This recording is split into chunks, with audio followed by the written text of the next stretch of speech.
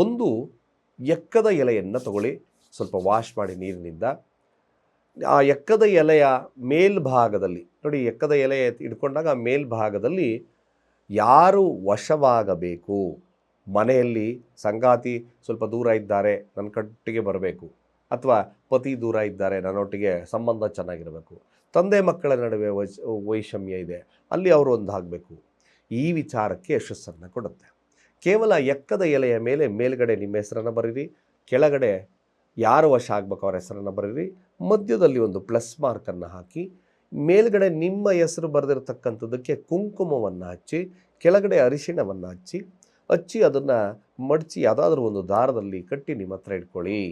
ಸಂಕಲ್ಪವನ್ನು ಮಾಡ್ಕೊಂಡು ಇಟ್ಕೊಳ್ಳಿ, ಆದಷ್ಟು ಅವರು ನನ್ನ ಕಡೆಗೆ ಆಕರ್ಷಣೀಯವಾಗಲಿ, ಶುಭವಾಗಲಿ, ಅವ್ರ ಕಡೆಯಿಂದ ಆದಷ್ಟು ನಮ್ಮ ಸಂಬಂಧ ವೃದ್ಧಿ ಆಗಲಿ ಅಂತಕ್ಕಂಥ ವಿಚಾರವನ್ನು ತಾವು ಮನಸ್ಸಲ್ಲಿ ಪ್ರೇರೇಪಿಸ್ಕೊಂಡು ಸಂಕಲ್ಪ ಸಹಿತವಾಗಿ ಆ ಎಲೆಯನ್ನು ಇಟ್ಕೊಳ್ಳಿ.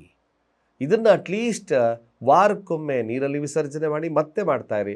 ಆದಷ್ಟು ಬಾಂಡಿಂಗ್ ಜಾಸ್ತಿ ಆಗುತ್ತೆ, ಅವರ ಇಬ್ಬರ ನಡುವಿನ ಬಾಂಧವ್ಯದಲ್ಲಿ ವೃದ್ಧಿ ಆಗುತ್ತೆ ಅಂತ ಹೇಳ್ತಾ, ಸರ್ವೇ ಜನ ಸುಖಿನೋ ಭವಂತು.